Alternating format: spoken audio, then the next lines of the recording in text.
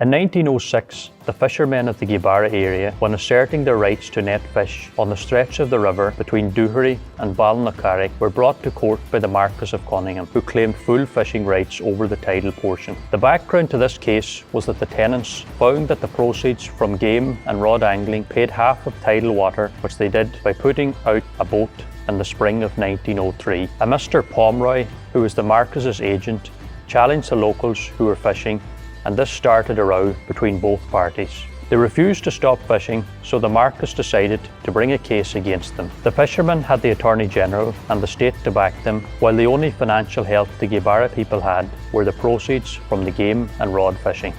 When the case was heard in the Four Courts in Dublin in February 1906, many of the gentry gave evidence on behalf of the Marquess, while the fishermen relied on Dennis O'Donnell of Derryhenny and Dunleavy and Gallagher from Portaferry near Gweebarra Bay. The local people lost the case and were not allowed costs. However, they appealed and won their case and costs, which were very considerable and were awarded against the landlord. There was great joy when the news came through, and the local people celebrated with bonfires on the hills and music from the local band. For many years after, this became known as the winning of the river and was celebrated considerably in the local community.